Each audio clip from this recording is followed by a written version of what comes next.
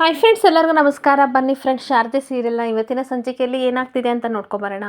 ಅದಕ್ಕೂ ಮುಂಚೆ ಯಾರೆಲ್ಲ ನನ್ನ ವಿಡಿಯೋ ನೋಡ್ತಾ ಇದ್ದೀರಾ ಅವರೆಲ್ಲ ಪ್ಲೀಸ್ ಪುಟ್ಟದೊಂದು ಲೈಕ್ ಮಾಡಿ, ಹಾಗೆ ಸಬ್ಸ್ಕ್ರೈಬ್ ಆಗೋದನ್ನು ಮರಿಬೇಡಿ. ಬನ್ನಿ ಸ್ಟಾರ್ಟ್ ಮಾಡೋಣ. ಫ್ರೆಂಡ್ಸ್, ಮೊದಲಿಗೆ ಇಲ್ಲಿ ಅನಸೂಯ ಶಾರದಾ ಸಿದ್ದನ ಕರ್ಕೊಂಡು ಶಾರದಾ ಸಿಕ್ಕಿರೋ ಜಾಗಕ್ಕೆ ಬರ್ತಾಳೆ. ಈ ಕಡೆ ಆಟೋ ಇಳಿದ ತಕ್ಷಣ ಏನಮ್ಮ ಶಾರದಾ, ಗುರುತೇ ಸಿಗದಷ್ಟು ಈ ಜಾಗ ಬದಲಾಗಿದೆ. ಆವತ್ತು ನಾನು ನೋಡಿದಾಗ ಜಾಗ ಇಲ್ಲಿ ಮನೆಗಿನೇ ಏನೂ ಇರಲಿಲ್ಲ, ಇಲ್ಲಿ ಬರೀ ಸುತ್ತಲೂ ಹಸಿರಿತ್ತು. ಆದರೆ ಇವಾಗ ನೋಡಿದರೆ ಸಿಕ್ಕಾಪಟ್ಟೆ ಮನೆಗಳಾಗಿವೆ. ಶಾರದಾ ಏನೇ ಮಾಡಲಿ ನನಗೆ ಒಂದು ಗೊತ್ತಾಗ್ತಿಲ್ಲ ಅಂತ ಅನ್ಬೇಕಾದ್ರೆ, ಅಮ್ಮ ಪ್ಲೀಸ್ ಹೇಗಾದರೂ ಮಾಡಿ ಸತ್ಯನ ತಿಳ್ಕೊಬೇಕು, ನೆನ್ಪು ಮಾಡ್ಕೊಳ್ಳಿ ಈ ಜಾಗನ ಅಂತ ಕೇಳ್ತಾ ಇರಬೇಕಾದ್ರೆ, ಈ ಕಡೆ ಮತ್ತೆ ಅನಸೂಯ ತುಂಬ ಕನ್ಫ್ಯೂಸ್ ಆಗ್ತಿದೆ ಕಣೆ. ಇಲ್ಲಿ ಮನೆಗಳು ಜಾಸ್ತಿ ಇದೆ, ನಾನು ಏನು ಅಂತ ಹುಡ್ಕೊಳ್ಳಿ. ಇಲ್ಲೊಂದು ಅಶ್ವತ್ಥ ಮರ ಐತೆ ಅಂತ ಬೇರೆ ಕುಬೇರ ಹೇಳ್ತಿದ್ದ, ಅದು ಈ ಜಾಗನೂ ಇಲ್ವೋ ಗೊತ್ತಾಗ್ತಿಲ್ಲ ಅಂತ ಅಂದಾಗ, ಕಾಲ ಬದಲಾದಂಗೆ ನಾವುಗಳು ಬದಲಾಗಿ ಆಗ್ತೀವಲ್ವ, ಅದೇ ರೀತಿ ಇಲ್ಲಿ ಸಹ ಚೇಂಜ್ ಆಗಿದೆ. ಹುಡ್ಕೋಣ ಬನ್ನಿ, ಹೇಗಾದ್ರೂ ಮಾಡಿ ಸತ್ಯ ತಿಳ್ಕೊಳ್ಳೋಣ ಅಂತ ಎಲ್ಲ ಕಡೆ ಹುಡುಕ್ತಿರ್ಬೇಕಾದ್ರೆ ಮತ್ತಷ್ಟು ಕನ್ಫ್ಯೂಷನ್ ಜಾಸ್ತಿ ಆಗ್ತಾ ಇರುತ್ತೆ. ಹಾಗೆ ಇಲ್ಲೊಂದು ಅಶ್ವತ್ಥ ಮರ ಇರುತ್ತೆ ಅಂತ ಹೇಳ್ದೆ, ಇಲ್ಲಿ ನೋಡಿದ್ರೆ ಮನೆ ಇದೆಯಲ್ಲ, ಏನ್ ಮಾಡೋದು ನನಗೆ ಒಂದು ಗೊತ್ತಾಗ್ತಿಲ್ಲ, ಸಿಕ್ಕಾಪಟ್ಟೆ ಟೆನ್ಷನ್ ಆಗ್ತಿದೆ ಅಂತ ಅನಸೂಯ ಹೇಳ್ತಾ ಇರ್ತಾಳೆ. ಮೂರು ಜನ ಎಲ್ಲ ಕಡೆ ಹುಡುಕ್ತಾ ಇರ್ತಾರೆ. ಎಷ್ಟು ಹುಡುಕಿದ್ರು ಸಹ ಅವಳಿಗೆ ಸತ್ಯ ತಿಳಿಯೋದೇ ಇಲ್ಲ. ಆಗ ಅನಸೂಯ ಹೇಳ್ತಾ ಇರ್ತಾಳೆ, ಅನುಮಾನ ಬೇಡ, ಒಂದು ಅಶ್ವತ್ಥ ಮರ ಇತ್ತು ಅಂತ ಹೇಳ್ತಿದ್ದ, ಆದರೆ ಅದು ಇದೇ ಜಾಗ, ಇವಾಗ ಮನೆ ಕಟ್ಟಿದ್ದಾರೆ, ಇಲ್ಲೊಂದು ದೊಡ್ಡ ಕಸ ತೊಟ್ಟಿ ಇತ್ತು, ಅದರೊಳಗಡೆ ನೀನು ಸಿಕ್ಕಿದ್ದು ಅಂತ ನನಗೆ ಕುಬೇರ ಕರ್ಕೊಬಂದು ತೋರಿಸಿದ್ದ ಶಾರದಾ ಅಂತ ಅಂದಾಗ, ಸುತ್ತಮುತ್ತ ಯಾರಾದರೂ ಇರ್ಬೋದು ಅಂತ ಶಾರದಾ ವಿಚಾರಣೆ ಮಾಡೋಕ್ಕೆ ಹೋಗ್ತಾ ಇರ್ತಾಳೆ.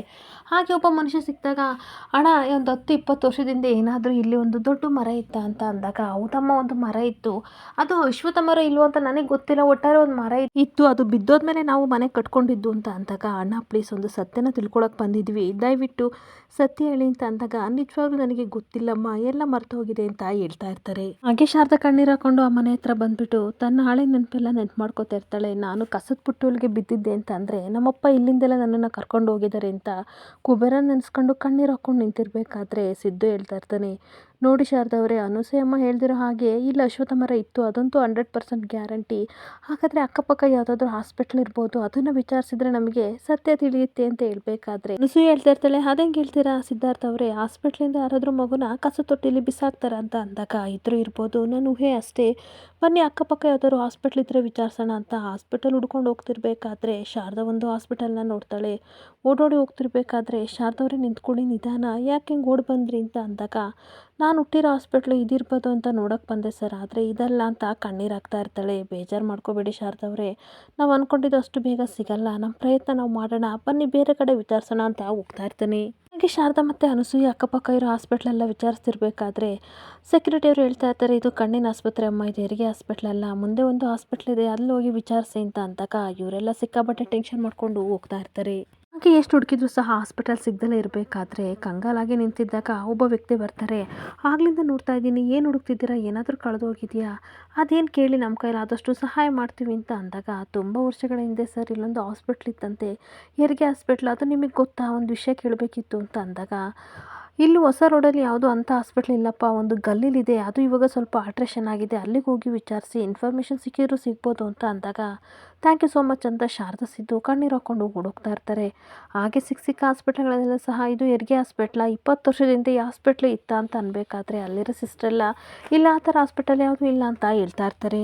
ಹಾಗೆ ಶಾರದಾ ಕಣ್ಣೀರು ಹಾಕ್ಕೊಂಡು, ಅಯ್ಯೋ ದೇವ್ರೆ, ನಾನು ಎಷ್ಟಂತ ಕೇಳಲಿ, ಯಾರನ್ನು ಕೇಳಿದ್ರು ಸಹ ಹಾಸ್ಪಿಟಲ್ ಗೊತ್ತಿಲ್ಲ ಅಂತ ಹೇಳ್ತಿದ್ದಾರಲ್ಲ, ಹಾಗಾದರೆ ಈ ಜನ್ಮದಲ್ಲಿ ನನ್ನ ಅಪ್ಪ ಅಮ್ಮ ಯಾರು ಅಂತ ನನಗೆ ಗೊತ್ತಾಗಲ್ವಾ ಅಂತ ಅಂದಾಗ, ಯಾಕೆ ಶಾರದವ್ರು ಇಷ್ಟು ನಿರಾಶೆ ಪಡ್ಕೋತಿದ್ದೀರಾ, ಇಷ್ಟುವರೆಗೂ ನಿಮ್ಮ ಸ್ವಂತ ಅಪ್ಪ ಅಮ್ಮ ಯಾರು ಅಂತ ನಿಮಗೆ ಗೊತ್ತಿರಲಿಲ್ಲ, ಆದರೆ ಇವಾಗ ಗೊತ್ತಾಗಿದೆ ಅಲ್ವಾ, ಇದು ಒಂದಿನ ತಿಳಿತೈತೆ, ಟೆನ್ಷನ್ ಮಾಡ್ಕೋಬೇಡಿ ಅಂತ ಹೇಳ್ತಾ ಇರ್ತಾನೆ.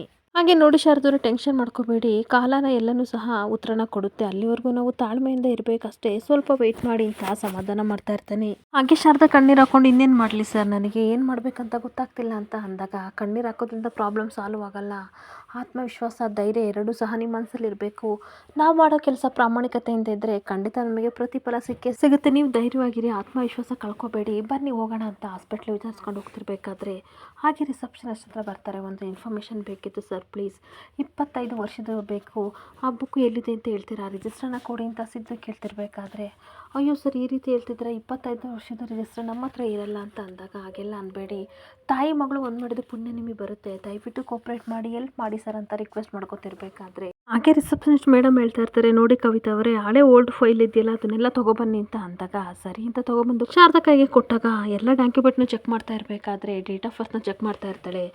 ಅಲ್ಲಿ ನೋಡಿದರೆ ಅರ್ಧ ಪೇಜ್ ಪುಟನೇ ಕಟ್ಟಾಗಿರುತ್ತೆ. ಇದೇನಿದು ಸರ್, 2 ಹೆಣ್ಮಕ್ಳು ಹುಟ್ಟಿದ್ದಾರೆ ಅಂತ ಲಿಸ್ಟಲ್ಲಿದೆ, ಆದರೆ ಈ ತಂದೆ ತಾಯಿ ವಿವರಗಳೇ ಕಟ್ಟಾಗಿದೆಯಲ್ಲ, ಏನು ಮಾಡೋದು ಅಂತ ಟೆನ್ಷನಿಂದ ಇರಬೇಕಾದ್ರೆ, ಮೇಡಮ್ ಪ್ಲೀಸ್ ನೀವು ತೊಗೊಬಂದ್ರಲ್ಲ, ಅಲ್ಲೆಲ್ಲಾದರೂ ಫೈಲಲ್ಲಿ ಮಿಸ್ ಆಗಿ ಆ ಪೇಪರ್ ಬಿದ್ದಿರ್ಬೋದು, ಸರಿಯಾಗಿ ನೋಡಿ ಅಂತ ಶಾರದಾ ಕಣ್ಣೀರು ಹಾಕ್ಕೊಂಡು ಹೇಳ್ತಿರ್ಬೇಕಾದ್ರೆ, ಇಲ್ಲ ಮೇಡಮ್ ಇದು ಹಳೆ ಫೈಲ್ ಅಲ್ವಾ, ಎಲ್ಲೋ ಮಿಸ್ ಆಗಿದೆ, ತುಂಬ ವರ್ಷದಿಂದ ಇಟ್ಟಿದ್ವಲ್ಲ ಅದಕ್ಕೆ ಈ ಥರ ಆಗಿದೆ, ಅಲ್ಲೆಲ್ಲೂ ಇಲ್ಲ ಅಂತ ಹೇಳ್ತಾ ಇರ್ತಾಳೆ.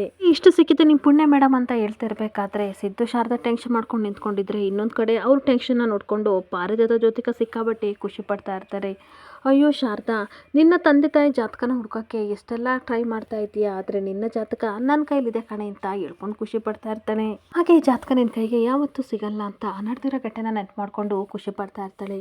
ಈ ಕಡೆ ನರ್ಸು ಆ ಫೈಲ್ ರಿಜಿಸ್ಟರ್ ತೊಗೊಂಡು ಬರ್ತಾ ಇರಬೇಕಾದ್ರೆ ಪಾರಿಜಾತ ಜ್ಯೋತಿಕಾ ಅವಳನ್ನ ಅಡ್ಡ ಹಾಕಿ ನಿಂತ್ಕೊಳ್ಳಿ ನರ್ಸಮ್ಮ ಅಂತ ಹೇಳ್ತಾ ಇರ್ತಾರೆ. ಅಷ್ಟಕ್ಕೂ ನೀವೆಲ್ಲ ಯಾರು ಅಂತ ಆ ನರ್ಸ್ ಕೇಳ್ತಿರ್ಬೇಕಾದ್ರೆ, ನಿನ್ನ ಪಾಲಿನ ಅದೃಷ್ಟ ದೇವತೆಗಳು ಅಂತ ಸಿಕ್ಕಾಬಟ್ಟೆ ದುಡ್ಡನ್ನ ತೆಗೆದು ಕೊಡೋಕೆ ಹೋಗ್ತಾ ಇರ್ತಾರೆ. ನನಗೇನು ಕೊಡ್ತಿದ್ದೀರಾ ಅಂತ ಅಂದಾಗ, ನಾವು ಹೇಳೋ ಕೆಲಸ ಮಾಡಿದರೆ ಇದೆಲ್ಲ ದುಡ್ಡು ನಿಂದೆ ಅಂತ ಅಂದಾಗ ಅವಳಿಗಂತೂ ಸಿಕ್ಕಾಬಟ್ಟೆ ಖುಷಿ ಆಗ್ತಾ ಇರುತ್ತೆ.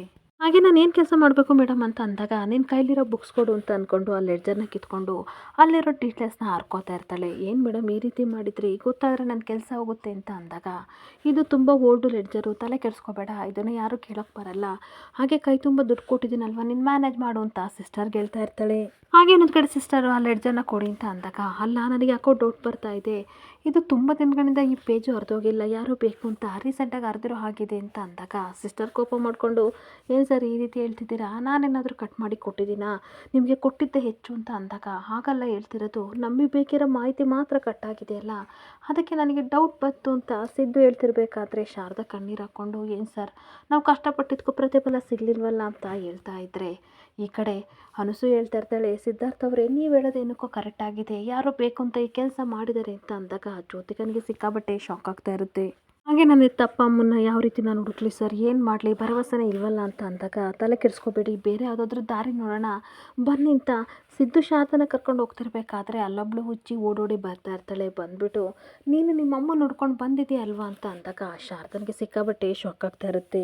ಹುಚ್ಚಿ ಹೆಂಗಸು ಹೇಳ್ತಾ ಇರ್ತಾರೆ, ನೀನು ಒಂದಲ್ಲ ಒಂದು ದಿನ ನಿಮ್ಮಮ್ಮನ ಹುಡ್ಕೊಂಡು ಬರ್ತೀಯ ಅಂತ ನನಗೆ ಗೊತ್ತಿತ್ತು, ಅದಕ್ಕೆ ಕಾಯ್ತಾ ಇದ್ದೆ, ಅವತ್ತೊಂದಿನ ಹೆಂಗಸು ನಿನ್ನನ್ನು ನಿಮ್ಮಮ್ಮನ್ನು ದೂರ ಮಾಡಿದ್ರು ಅಂತ ಅಂದಾಗ ಪಾರಿಜಾತನಿಗೆ ಸಿಕ್ಕಾಬಟ್ಟೆ ಶಾಕ್ ಆಗ್ತಾ ಇರುತ್ತೆ. ಹಾಗೆ ಇನ್ನೊಂದು ಕಡೆ ಪಾರಿಜಾತ ಸಿಕ್ಕಾಪಟ್ಟೆ ಟೆನ್ಷನ್ ಮಾಡ್ಕೊಬಿಟ್ಟು, ಅಲ್ಲ ಈ ಹುಚ್ಚಿ ಏನೇ ಬಾಯಿ ಬಿಡ್ತಿದ್ದಾಳೆ ಸತ್ಯನ, ಗೊತ್ತಾದರೆ ಏನೇ ಮಾಡೋದು ಅಂತ ಅಂದಾಗ ಹುಚ್ಚಿಗೇನು ಸತ್ಯ ಗೊತ್ತಿರುತ್ತೆ, ನೀವು ನನಗೆ ಟೆನ್ಷನ್ ಕೊಡಬೇಡಿ, ಸುಮ್ಮನೆ ನಿಂತ್ಕೊಳ್ಳಿ ನೋಡೋಣ ಅದೇನು ಹೇಳ್ತಾರೆ ಅಂತ ಜ್ಯೋತಿಕಾ ಹೇಳ್ತಾ ಇರಬೇಕಾದ್ರೆ ಆ ಹುಚ್ಚಿ ಹತ್ರ ಹೋಗ್ಬಿಟ್ಟು ಶಾರದಾ ನಿಮಗೆ ನಮ್ಮ ಅಮ್ಮ ಗೊತ್ತಾ ಅಂತ ಅಂದಾಗ, ಗೊತ್ತು, ನಿನ್ನೂ ಅಮ್ಮನ್ನು ದೂರ ಮಾಡಿದ್ಲು ಅವಳು ಅಂತ ಅನ್ಬೇಕಾದ್ರೆ, ಯಾರು ಹೇಳಿ ಹೇಳಿ ಅಂತ ಶಾರದಾ ಕಣ್ಣೀರು ಹಾಕ್ತಿರ್ಬೇಕಾದ್ರೆ ಅಷ್ಟೊತ್ತಿಗೆ ನರ್ಸ್ ಬಂದು, ಹುಚ್ಚಿ ಇಲ್ಲೇನು ಮಾಡ್ತಿದ್ಯಾ ನಡಿ ವಾರ್ಡಿಗೆ ಅಂತ ಅಂದಾಗ, ಅವರು ನೆನಕ್ಕೆ ನೀವು ಕರ್ಕೊಂಡು ಹೋಗ್ತಿದ್ದೀರಾ, ಅವರೇನೋ ಸತ್ಯ ಹೇಳ್ತಿದ್ದಾರೆ, ಸುಮ್ಮನಿರಿ ಸಿಸ್ಟರ್ ಅಂತ ಸಿದ್ದು ಹೇಳ್ತಾ ಇರ್ತಾನೆ.